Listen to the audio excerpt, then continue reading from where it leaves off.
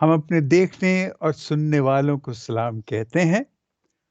اور ہم انہیں باپ اور بیٹے اور روح القدس کے نام میں خوش آمدید کہتے ہیں۔ آج کا اتوار جو ہے خاص طور پہ یہ خداوند یسوع مسیح کے بپتسمے کا اتوار مانا جاتا ہے، اور بپتسمے کا مطلب یہ ہے کہ آج اس اعتبار سے کہ یسوع آج 30 برس کے ہو گئے ہیں اور ان کا آج بپتسمہ ہے۔ اس کے علاوہ ویسے کلیسیائی عبادتی کیلنڈر کے اعتبار سے یہ اتوار جو ہے یہ عام پہلا اتوار ہے، سال دوم کا یا ایئر بی کا یہ پہلا عام اتوار ہے، لیکن چونکہ آج کے دن یسوع کے بپتسمے کا دن منایا جاتا ہے، اس لیے یہ عام اتوار جو ہے یہ خاص اتوار میں تبدیل ہو گیا ہے۔ اور یوں بھی ہم اب جو کرسمس کا سیزن تھا، جس کو ہم کہتے ہیں کرسمس کا سیزن، 6 جنوری کے بعد، عید ظہور کے بعد وہ ختم ہو جاتا ہے اور ہم اب عام زندگی میں آ گئے ہیں، اور جو وہ 30 سال جو یسوع کے ہیں جو ہماری نظروں سے روپوش ہیں، سوائے ایک دفعہ جب وہ 12 سال کا تھا تو ہم جانتے ہیں، اس کے علاوہ ہمیں بالکل نہیں پتا کہ یسوع کے وہ دن کیا تھے، کیسے تھے۔ اور یہ کلیسیائی میں اسے وزڈم کہتا ہوں، یہ واقعی بڑی دانائی کی بات ہے کہ ہمیں ان چیزوں کے بارے میں نہیں پتا، اور ہم ایک دم دیکھتے ہیں کہ جب یسوع کا بپتسمہ ہوتا ہے۔ سو آج ہم یسوع کے بپتسمے کے حوالے سے بات چیت کریں گے اور اسی کی تلاوت کریں گے۔ اور دوسری بات جو ہے کہ اس سال، یعنی یہ جو دوم سال ہے، اس میں ہم مقدس مرکز کی انجیل جو ہے اس کا مطالعہ کریں گے۔ پورا سال جو ہے مقدس مرکز کی انجیل جو ہے یہ ہم پڑھیں گے، اور آپ یہ دیکھیں گے کہ مقدس مرکز کی جو انجیل ہے یہ باقی تینوں انجیلوں سے خاصی مختصر ہے، اس کے کل 16 باب ہیں، اور اس میں ویسی تفصیلیں بھی نہیں ہیں جیسی آپ متی میں دیکھتے ہیں یا جیسی آپ لوکا میں دیکھتے ہیں۔ یوحنا کی انجیل تو بالکل وہ ایک اور اعتبار سے وہ ان تینوں انجیلوں سے فرق ہے، لیکن مرکز کی انجیل جو ہے اس میں ویسی تفصیلیں نہیں ہیں، یہ سیدھا سیدھا آپ دیکھیں گے کہ اس میں جو تلاوت ہے وہ اس کا شروع جو ہے وہ سیدھا یسوع کے بپتسمے سے شروع ہوتا ہے۔ باقی جو پہلی متی اور لوکا کی جو اناجیل ہیں ان میں یسوع کی پیدائش کے بارے میں پہلے 2 باب اور 2.5-3 باب جو ہیں ان کا وہ شامل کیے گئے ہیں، لیکن اس میں صرف یہی ہے۔ آج ہم دیکھیں گے کہ یسوع کا بپتسمہ کیسے مقدس مرکز کی انجیل میں کیسے لکھا ہوا ہے۔ تو پہلے ہم اس کی تلاوت کریں، لیکن اس سے پیشتر آپ اپنی بائبل لے آئیں اور میں آپ کو تلاوتیں بتاؤں۔ آج کی پہلی تلاوت ہے اشعیاء نبی کا صحیفہ، اس کا 55واں باب اور پہلی سے 11 آیت تک۔ زبور 29 ہے، اور تلاوت ہے تیسری تلاوت پہلا یوحنا کا خط، اس کا 5واں باب پہلی سے 9ویں آیت تک، اور انجیل جو ہے مقدس مرکز کی اس کا پہلا باب 7ویں آیت سے لے کے 11ویں آیت تک۔ میں ایک چھوٹی سی بات یہاں کرنا چاہوں گا کہ جو اشعیاء نبی کا 55واں باب ہے اس کو آپ ضرور پڑھیے گا، آپ کو بہت اچھا لگے گا۔ یہ آپ جان لیں گے کہ خدا اور انسان کے درمیان جو رشتہ ہے وہ کیا ہے، اور کیسے ہمیں خدا کو سمجھنا چاہیے اور کیسے خدا ہمیں سمجھتا ہے۔ یہ ضرور پڑھیے گا، 55 ہے اشعیاء نبی کا۔ تو آج کی انجیل ہے مقدس مرکز، اس کا پہلا باب 7ویں آیت سے 11ویں آیت تک۔ پہلے ہم یہ پڑھیں گے اور اس کے بعد ہم دیکھیں گے کہ اس سے ہم کیا معنی اخذ کر سکتے ہیں۔ اور واز کرتے ہوئے کہتا تھا کہ وہ آتا ہے جو مجھ سے زوراور ہے، اور میں اس لائق نہیں کہ جھک کر اس کی جوتیوں کا تسمہ کھولوں۔ میں نے تو تمہیں پانی سے بپتسمہ دیا، لیکن وہ تمہیں روح القدس میں بپتسمہ دے گا۔ اور ان دنوں میں ایسا ہوا کہ یسوع نے جلیل کے ناصرت سے آ کر اردن میں یوحنا سے بپتسمہ پایا، اور جو ہی وہ پانی سے باہر آیا تو اس نے آسمان کو پھٹتا اور روح کو کبوتر کی مانند اپنے اوپر اترتے دیکھا، اور آسمان سے آواز آئی کہ تو میرا بیٹا المحبوب، تجھ سے میں خوش ہوں۔ انجیل جلیل کے وسیلے سے ہماری خطائیں معاف کی جائیں۔ اے مسیح تیری ستائش ہو۔ دیکھیں ہم پھر سے وہیں پہ جہاں دیکھیں یہ ایک سلسلہ ایسا ہے کلام پاک کا کہ یہ کبھی ختم نہیں ہوتا، اور یہ ختم اس لیے نہیں ہوتا کہ ختم تو وہ چیز ہوتی ہے جس کی زندگی ختم ہوتی ہے۔ یہ کلام جو ہے نا، یہ ایک زندہ کلام ہے، اور یہ کبھی ختم نہیں ہوتا، اور یہ چلتا رہتا ہے۔ ہم چلے جائیں گے، ہم گزر جائیں گے، لیکن کلام نہیں گزرے گا۔ کلام کا رستہ اپنا وہی رہے گا، اور وہ اسی طرح چلتا رہے گا۔ اور آج جب ہم یہ دیکھ رہے ہیں تو یہ جو انجیل میں جو آج کی جو تلاوت ہے، اس میں ہم دیکھیں تو یہ ہے کہ اس میں جو باتیں ہیں، بظاہر تو بڑا ایک سیدھا سا واقعہ ہے کہ یسوع کا ایک بپتسمہ ہے اور بس ختم ہے، لیکن اب اس کو ذرا ہم غور سے دیکھیں تو اس میں یہاں پہ ایک دریا کا ذکر ہے، دریائے اردن، اور یسوع ناصرت سے نکلتا ہے، جلیل کے ناصرت سے، اور اردن دریا پہ آتا ہے اور آ کے وہاں پہ بپتسمہ لیتا ہے۔ کیوں کہ وہاں پہ کیا تھا کہ یوحنا بپتسمہ دینے والا یروشلم کے باہر سے نکل کے جو اس کے قریبی جو جنگل ہے جہاں سے یہ دریا گزرتا ہے، وہاں پہ وہ منادی کر رہا ہے، اور وہ چلا چلا کر اور زور و شور کے ساتھ لوگوں کو کہہ رہا ہے کہ خدا کی بادشاہی نزدیک آ گئی ہے، آؤ توبہ کرو اور بپتسمہ پاؤ اور اپنی نجات کو حاصل کرو۔ اور یہ جو ہے کہ دریائے اردن جو ہے وہاں پہ آ کے بپتسمہ لو، اور یسوع بھی دیکھیں وہی جاتا ہے جہاں پہ کہ یہ بپتسمہ دیا جا رہا تھا، اور دریائے اردن ہی کیوں؟ میں بڑا سوچتا ہوں کہ وہاں کیوں گیا؟ کہیں اور بھی تو جا سکتا۔ آپ دیکھیں کہ ناصرت کہاں ہے اور یروشلم کہاں ہے، بہت دور کا فاصلہ ہے، اور یسوع چل کے بالکل وہاں جنوب کی طرف آتا ہے، اور پھر وہاں وہ اس طرف۔ اب یہ جو دریائے اردن ہے، یہ اس کی بڑی ایک خاص اہمیت ہے، اور ابھی میں آپ کو بتاتا ہوں کہ اس کی اہمیت کیا ہے۔ یہ وہی دریا ہے جس کو پار کر کے اسرائیلی جو ہیں وہ ملک کنعان میں داخل ہوئے تھے، اور آپ کو واقعہ یاد ہوگا کہ کس طرح عہد کا صندوق ان کے آگے تھا، اور چونکہ بیچ میں دریا تھا، اس کو پار کرنے کے لیے خدا نے ان کو حکم دیا یشوع کے حوالے سے کہ تم پہلے پاک صندوق کو دریا میں لے کے جاؤ۔ وہ پاک صندوق کو 12 نوجوان جو تھے، 12 قبیلوں کے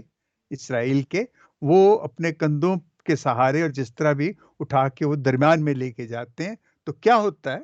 کہ پانی رک جاتا ہے، پانی تھم جاتا ہے، اور ایک طرف ڈھیر ہو جاتا ہے، اور پھر اسرائیلی اور ان کے جو جانباز تھے وہ سارے اس میں سے گزر جاتے۔ اور اس کے بعد اس واقعے کی یاد کے لیے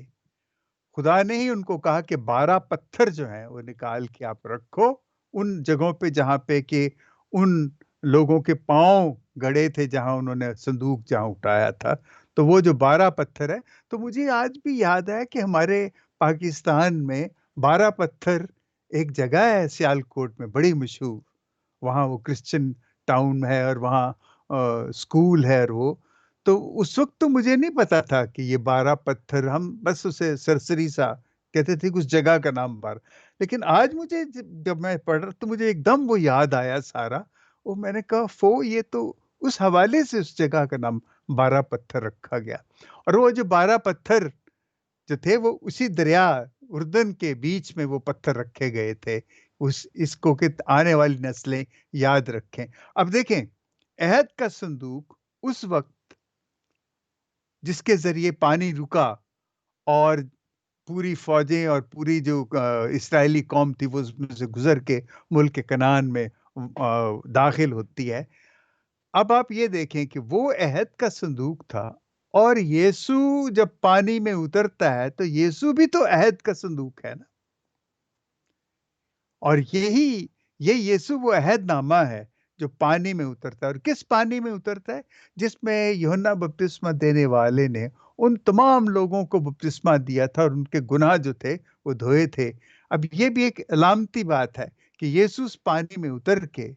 وہ تمام گناہ جو ہے وہ سمیٹ لیتا ہے اور اس پانی کو پاک کر دیتا ہے۔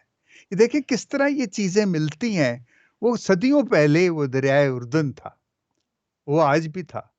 اور صدیوں پہلے ایک واقعہ ہوا تھا 12 پتھروں کے حوالے سے اسرائیلیوں کا، اور آج اس وقت وہ عہد صندوق تھا، اور آج عہد کا صندوق یسوع خود اس پانی میں کھڑا ہوتا ہے۔ یہ سوچنے کی اور سچائیوں کو جاننے کی بات ہے کہ یہ ہے سچ، یہ ایسی گھڑی ہوئی باتیں نہیں ہیں۔ کسی نے بائبل کو تبدیل نہیں کیا، اس وقت لکھی تھی، اب لکھی، اور دیکھیں کس طرح وہ چیزیں ایک دوسرے کو ثابت کرتی ہیں۔ اور وہ دیکھنے والے، میں تو ان لوگوں کو سلام کرتا ہوں جنہوں نے ان چیزوں کو بائبل میں سے ڈھونڈ ڈھونڈ کے نکالا اور ان کو لکھا، اور ہم ان کو پڑھتے ہیں اور ہم کہتے ہیں کہ دیکھو یہ سچائیاں ہم سے چھپی ہوئی تھیں، اور یہ سچائیاں جو ہیں یہ ثابت کرتی ہیں کہ جو کچھ یسوع سے پہلے تھا اور جو یسوع کے لیے کہا گیا تھا وہ سچ ہے، اور انجیلوں نے آ کے اس کو پھر سچ ثابت کیا۔ اور یہی اس کی جیسے یسوع کے بارے میں جو پیدائش کی پیش گوئیاں ہیں وہ ساری ہم نے پیشن گوئیاں سنی ہیں، اور آج ہم نے یہ دیکھا کہ کس طرح وہ جگہ جو تھی وہ 12 پتھروں کے حوالے سے دریائے اردن جو ہے وہ ایک خاص مخصوص جگہ بن جاتی ہے جہاں عہد کا صندوق رکھا گیا تھا، اور عہد کا صندوق آج جیتا جاگتا وہ اس دریا میں اترتا ہے۔ اور اس وقت انہوں نے فتح پائی تھی، یعنی ایک نجات حاصل کی تھی، اور آج یہ جو عہد کا صندوق جو ہے جب پانی میں اترتا ہے تو یہ بھی ہم ایک نجات کی، کیونکہ دیکھیں خدا کی بادشاہی نزدیک آ گئی، توبہ کرو، یہ یوحنا بپتسمہ دینے والا کہہ رہا ہے۔ اور یہی ہے کہ یسوع خود اب وہاں پہ خاموشی سے آتا ہے،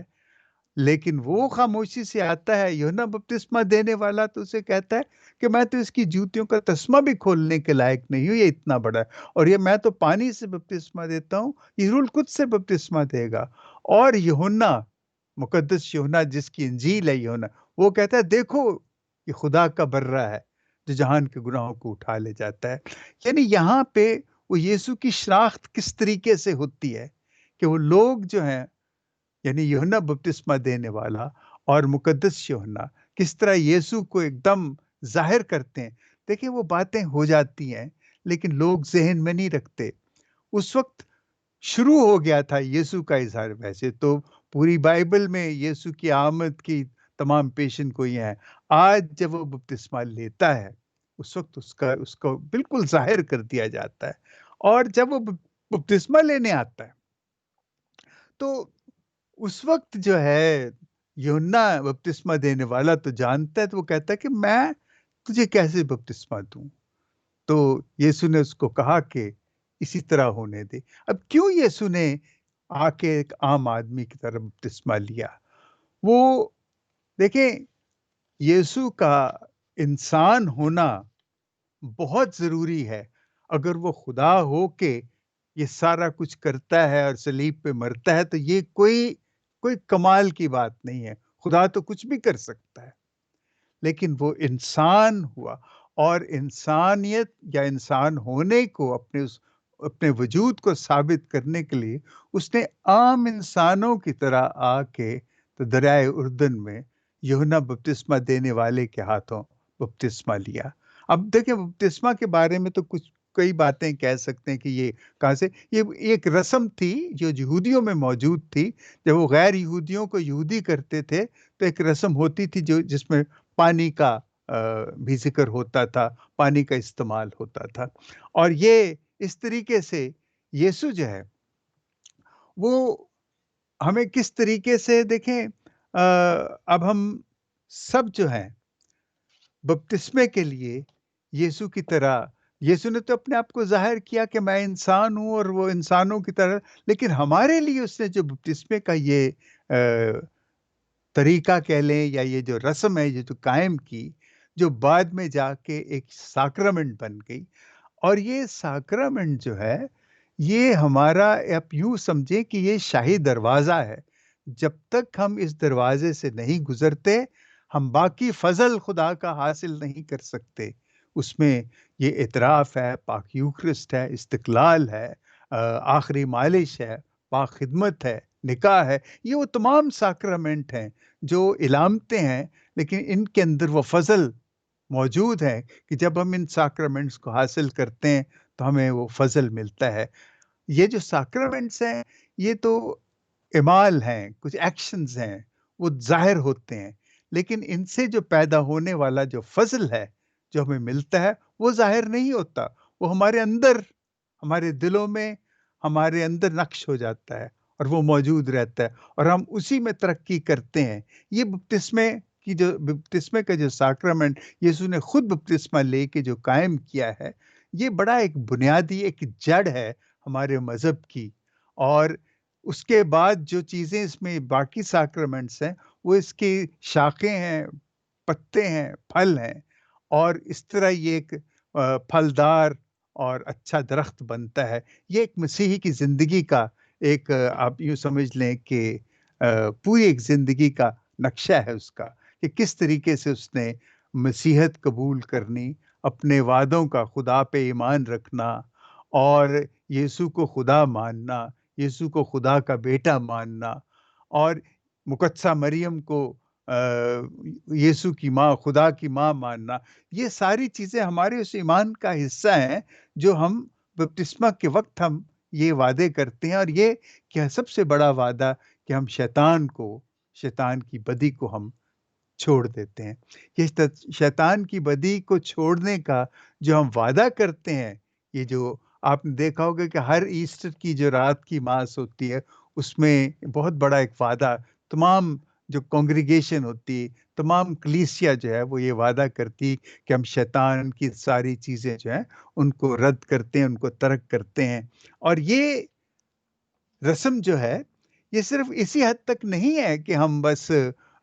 بپتسمہ لے لیا تو ہم، لیکن یہ تو مسلسل، اسی لیے کلیسیا ہر بار وہ ایسٹر کے دنوں میں اور بہت سے دنوں میں اور ہر ماس کے دوران ہم معافی مانگتے ہیں اپنے گناہوں کی۔ تو بپتسمہ کا مطلب تو یہ ہے کہ ہم نئے پیدا ہو جاتے ہیں، ہمارے گناہ معاف ہو جاتے ہیں، لیکن بحیثیت انسان ہم بار بار گناہ کرتے ہیں، اور اس لیے میں بار بار معافی کی ضرورت رہتی ہے، توبہ کی ضرورت رہتی ہے، اور یہ ہمیں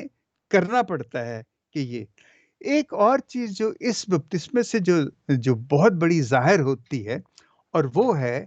تثلیث کا جو بھید ہم جسے ہم کہتے ہیں، کہ اس میں باپ کی آواز آتی جب یسوع پانی سے باہر نکلتا ہے، تو اس وقت یہ ہوتا ہے کہ کبوتر جو ہے وہ روح القدس کبوتر کی شکل میں نازل ہوتا ہے، اور ساتھ ہی آواز آتی ہے کہ یہ میرا المحبوب ہے، میرا پیارا بیٹا ہے جس سے میں خوش ہوں، اور بیٹا موجود ہوتا ہے۔ تو پہلی دفعہ ہم دیکھتے ہیں کہ نئے عہد نامے میں ہمیں تثلیث کی جو شکل ہے وہ ہمیں نظر آتی ہے، باپ کی اور بیٹے کی اور روح القدس کی۔ اور یہ ایک تو ہمیں ابتدا میں پرانے عہد نامے میں بس ایک دفعہ ہم اس کو دیکھتے ہیں،